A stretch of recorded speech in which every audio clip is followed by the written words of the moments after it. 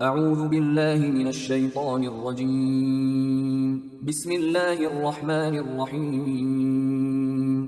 سورہ بقرہ آیات نمبر 275 تا 281 میں سود پر قرض دینے کی ممانعت اور مقروض کو مہلت دینے کی تلقین ہے۔ اعوذ باللہ من الشیطان الرجیم۔ الذين يأكلون الربا لا يقومون إلا كما يقوم الذي يتخبطه الشيطان من المس۔ جو لوگ سود کھاتے ہیں وہ ایسے کھڑے ہوں گے جیسے وہ شخص کھڑا ہوتا ہے جسے شیطان نے چھو کر حواس باختہ کر دیا ہو۔ ذلك بأنهم قالوا إنما البيع مثل الربا وأحل الله البيع وحرم الربا۔ یہ سزا اس لیے ہوگی کیونکہ وہ کہتے تھے کہ تجارت بھی تو سود ہی جیسی چیز ہے، حالانکہ اللہ نے تجارت کو حلال فرمایا ہے اور سود کو حرام قرار دیا ہے۔ فمن جاءه موعظة من ربه فانتهى فله ما سلف وأمره إلى الله ومن عاد فأولئك أصحاب النار هم فيها خالدون۔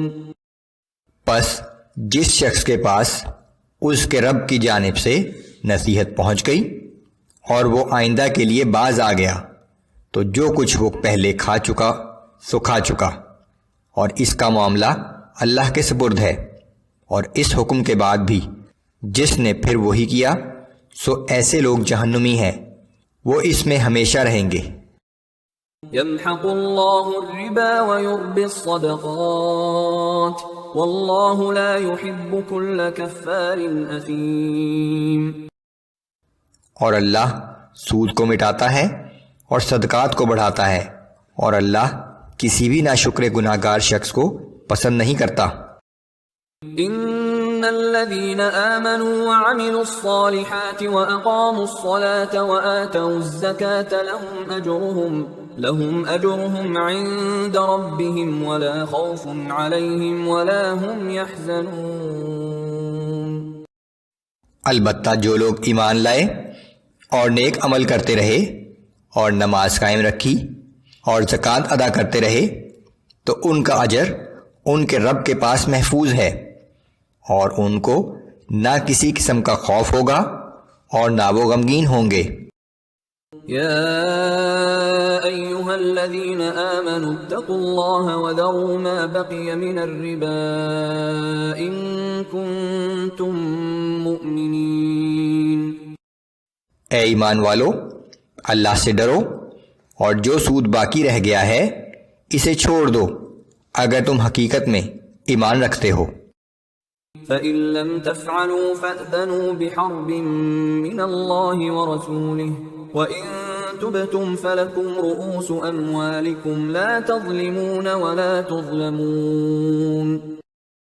پھر اگر تم ایسا نہیں کرتے تو اللہ اور اس کے رسول صلی اللہ علیہ وآلہ وسلم کی جانب سے جنگ کا اعلان سن لو، اور اگر تم توبہ کر لو تو تمہارے اصل مال تمہارے لیے ہیں، نہ تم کسی پر زیادتی کرو اور نہ تم پر زیادتی کی جائے۔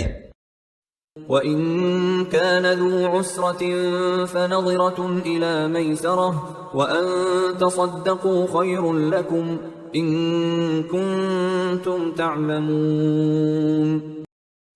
اور اگر قرض دار تنگ دست ہو تو اس کو خوشحال ہونے تک مہلت دینی چاہیے، اور اگر تم تنگ دست کو معافی کر دو تو یہ تمہارے لیے اور بھی بہتر ہے، بشرطے کہ تم سمجھو۔